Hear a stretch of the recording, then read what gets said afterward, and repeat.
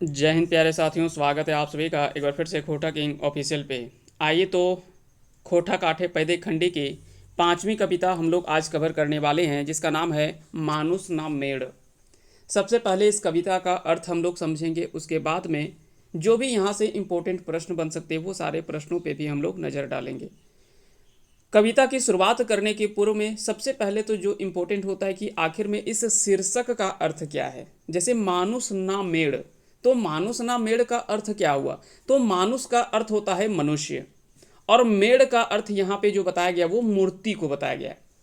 अब यहाँ पे है कि मनुष्य है या मूर्ति है ना। और यह व्यंग किससे किया गया है? एक महिला से किया गया है ना। एक स्त्री को बताया गया है कि आखिर में तुम एक मनुष्य हो या मूर्ति हो, ये बताने के लिए यहाँ पे सवाल जो वो किया गया है, स्त्री जाति से सवाल किया गया है ना। तो यह कविता मुख्य रूप में क्या कि स्त्री जाति को संबोधित करता है, और साथ ही साथ नारी जाति से यह प्रश्न भी किया गया है कि तुम मनुष्य हो या सजी धजी हुई मिट्टी की मूर्ति हो, है ना। तो इस कविता का शीर्षक का अर्थ तो यही हुआ कि मानुष ना मेड़, मतलब मनुष्य हो या मूरत हो।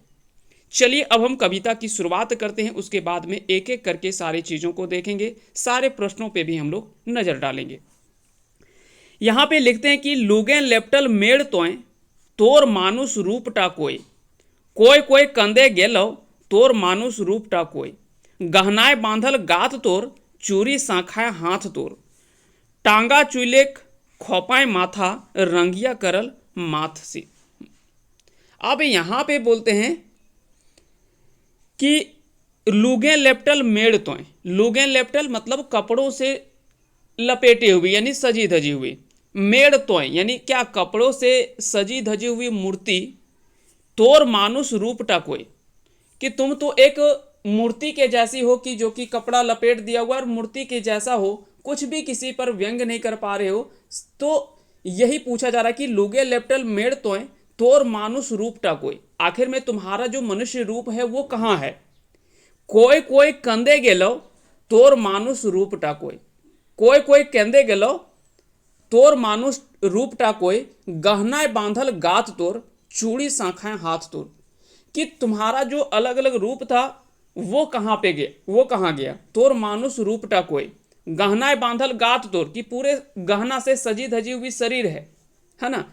चूड़ी शंखा हाथ तो, चूड़ी शंखा शंखा है ना। सारा चीज सजी धजी हुई है, खोपा लगा हुआ है बालों पर, सब कुछ सजा धजा हुआ है पूरा श्रृंगार से।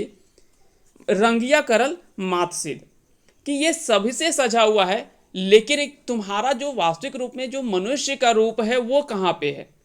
तुम्हें तो आज तो हमको देख करके यह लग रहा है कि तुम एक मूर्त हो। जैसे किसी मूर्ति को सजा धजा करके कपड़े पहना करके उसमें सारा श्रृंगार लगा देते हैं, तो जिस प्रकार से एक मूर्ति होता है जो कि कुछ भी बोल चाल नहीं पाती है, तो ठीक उस प्रकार से एक मूर्त की जैसी दिख रही हो। तुम्हारा आखिर में जो मनुष्य रूप है वो कहाँ गया? यदि तुम मनुष्य हो तो तुम्हारी यह दुर्दशा क्यों हो रही है?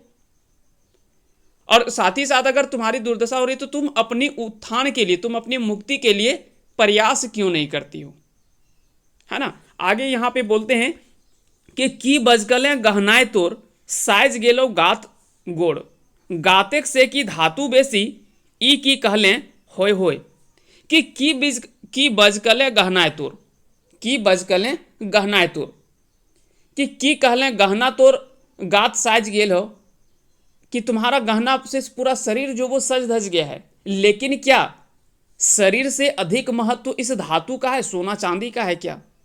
नहीं, ऐसा तो नहीं है। तो ई की कहले होय, कि क्या क्या ये कहने से हो जाएगा कि हमारे शरीर से ज़्यादा महत्व धातुओं की है? सोना चांदी हीरा जवाहरात यही सब की महत्व है? तुम्हारे शरीर का भी तो अपना महत्व है। तो आखिर में तुम्हारा वह मनुष्य रूप कहाँ गया?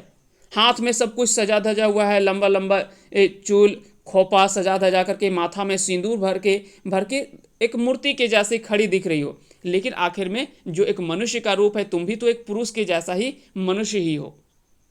तो आखिर में इतना तुम्हारे साथ ऐसी दुर्दशा क्यों हो रही है? और अगर दुर्दशा हो रही है तो तुम अपनी मुक्ति के लिए उत्थान का प्रयास क्यों नहीं कर रही हो? आगे बोलते हैं कि मामी खेले भैगना कोराएं ई रूप कृष्ण धर्मेक लीलाएं, कृष्णेक मामा आयन घोष बहु तकर राधा रहे भाई। आरो एगो अजगूत सुन गाँवे कहलो झलफले गुण मर्दे खेलना कुंतिक राधाक मंदोदरी अहिलाक आर ताराक यह प्रथाक रहबे कोई तोर मानुष रूपटा कोई। कि मामे खेले भैगना कोराए, कि मामी जो वो खेलती है भैगना कोराए, ई रूप कृष्ण धार्मिक लीलाएं।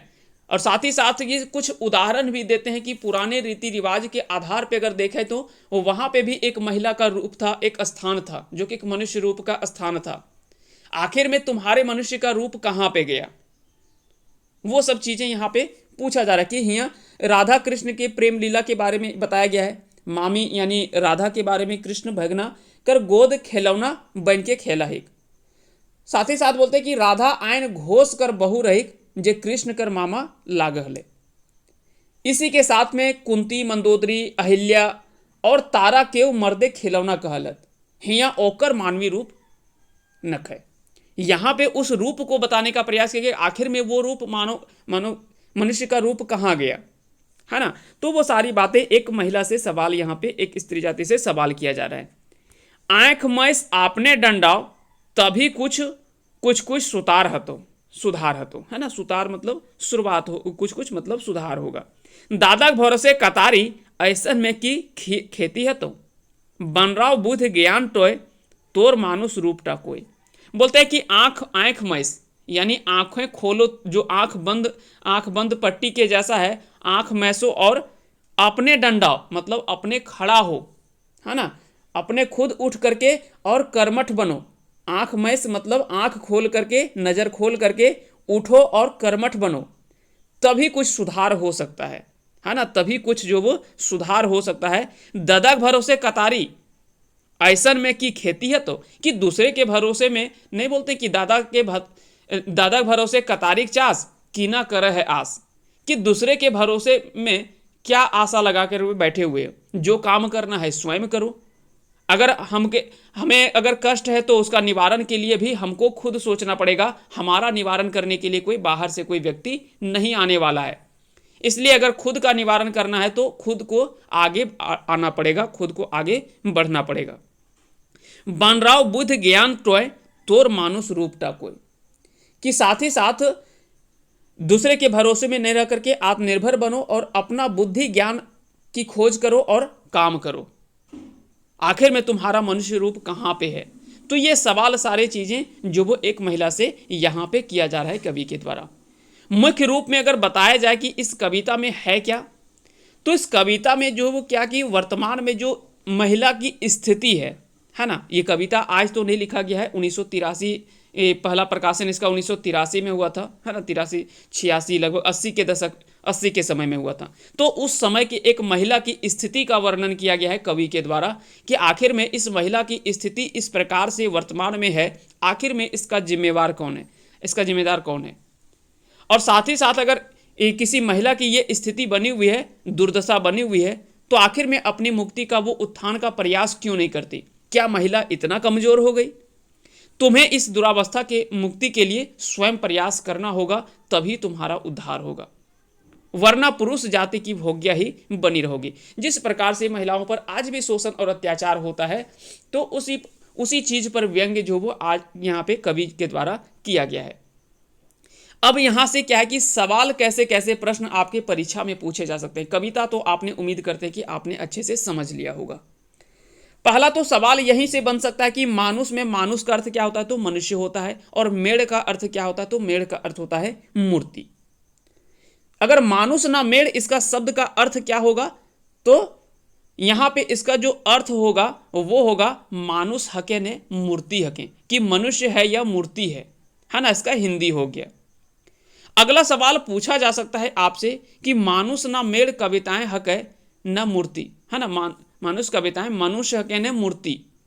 यह सवाल जो वो कवि किससे कर रहे, तो यह सवाल जो वो स्त्री जाति से कर रहे, जैनी जाति से यहाँ पे जो वो कवि पूछ रहे हैं कि मानुष हके ने मेढ़ हके, यानी मनुष्य लगे ने मूर्ति लगे, जे कुछ ना बोल रहे, चुपचाप खड़ा है, सज धज के लोगे लेप्टल मतलब कपड़ा पहना हुआ है और पूरा सजा धजा हुआ श्रृंगार है, लेकिन कुछ भी सवाल नहीं कर पा रहे हो, किसी का विरोध नहीं कर पा रहे हो।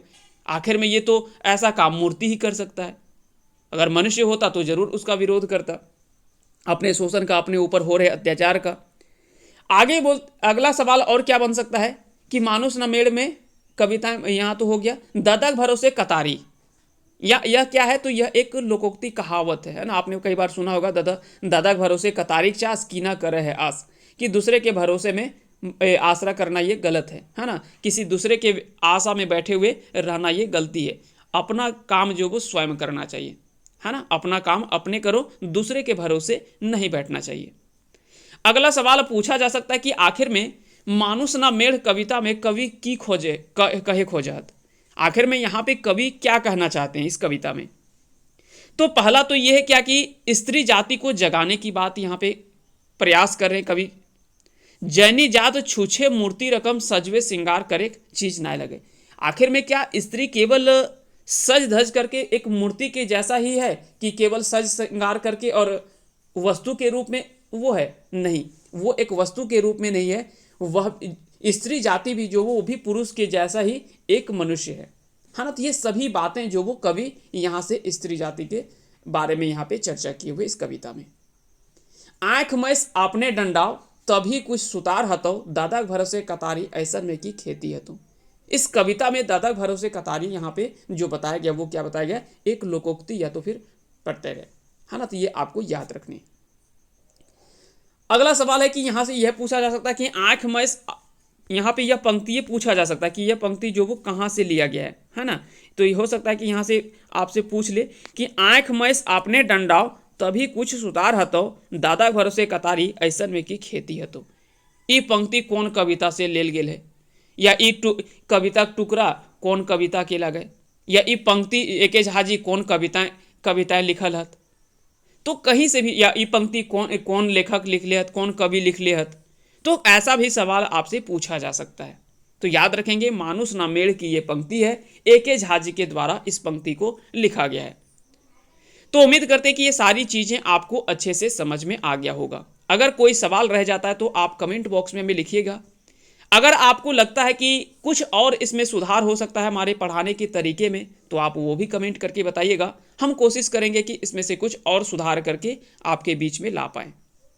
साथ ही साथ अगर आपको लग रहा होगा कि हम इसका MCQ नहीं कराएंगे, तो उसके लिए आप निश्चिंत रहें, इसका MCQ भी हम लोग करवाएंगे। जैसे आपने देखा होगा एक मौनीफूल का हमने लगभग 260 से प्लस, यानी 250 से ज़्यादा प्रश्न जो भी कविता से बन सकते थे, वो सारे प्रश्नों को भी हमने करवाया आपसे। तो ठीक उसी प्रकार से इसकी भी कविता जब कंप्लीट हो जाएगा, उसके बाद में इसका MCQ आपके बीच में लाया जाएगा। इसलिए आप बेफिक्र होकर के पहले थ्योरी सेशन को कंप्लीट करें।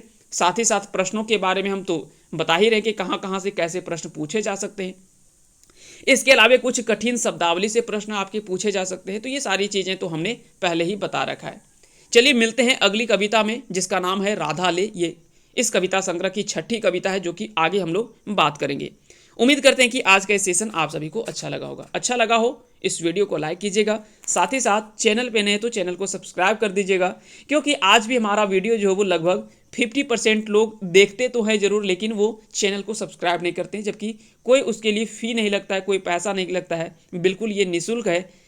आप केवल जब आप सब्सक्राइब करते हैं तो हमारा जब परिवार बढ़ता है तो हमें एक मोटिवेशन मिलता है, जिसके कारण से हम आपके बीच में नई ऊर्जा के साथ में आपके बीच आ पाते हैं। तो इसलिए चैनल को सब्सक्राइब जरूर करें। मिलते हैं अगली कविता में, तब तक के लिए आप सभी को हमारे साथ अंत तक जुड़े रहने के लिए बहुत बहुत धन्यवाद।